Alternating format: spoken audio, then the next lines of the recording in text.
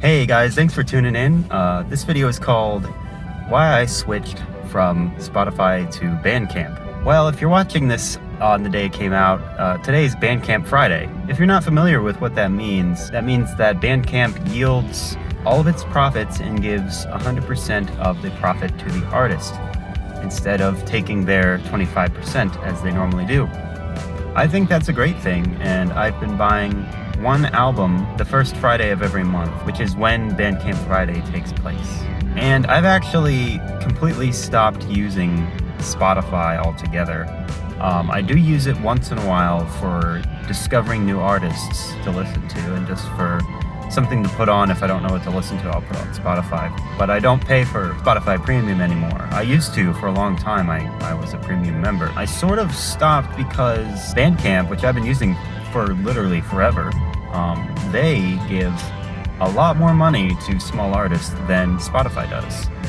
I don't know if there's any exact statistics on it, but I know for a fact that many small artists have come out and said, hey, maybe we get 10,000 streams on Spotify, and yet Bandcamp pays us so much more than Spotify does. Because every time someone buys your album on Bandcamp, you get $10 whole perhaps. You get a lot of money per listener that wants to support your work. Whereas on Spotify, even if I go ahead and listen to someone 50 times on Spotify, they're only going to make barely anything at all. Whereas on Bandcamp, if I want to support someone, I know for a fact that they're going to receive 75% of my purchase on a normal day. And on a Bandcamp Friday, they'll receive all of it, which is amazing.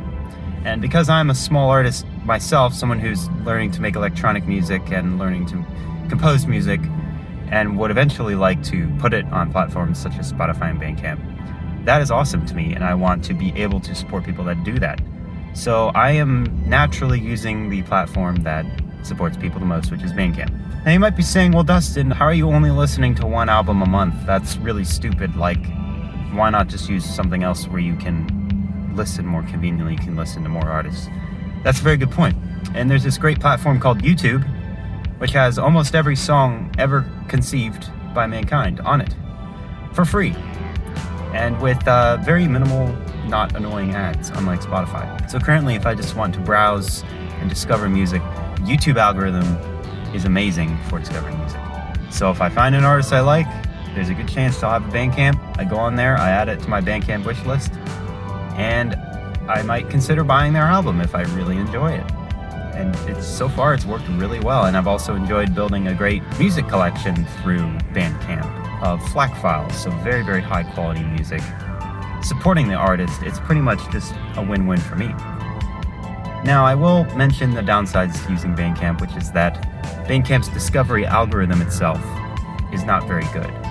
Even though you can listen to music very freely without buying it, it's very hard to actually discover new artists through Bandcamp. They don't have much of a discovery algorithm. It's kind of based on recommendations of what other people have liked. It's very curator based. There's a lot of articles about new music coming out each week or each month, but it's not like Spotify or YouTube where it just continues to play you great music in the genre that you've chosen for infinity. It's not that sort of thing. It's a bit more manual style, which I don't mind so much, but a lot of times I do prefer that algorithmic style of listening, so I do turn to YouTube for that. So yeah, basically just buying one album a month, supporting the artist, getting great music, building up a collection, just having a great time being part of that Bandcamp community has just been wonderful. And I think Bandcamp has done a great job of supporting small electronic musicians, indie musicians, folk musicians, those sort of communities of like smaller, just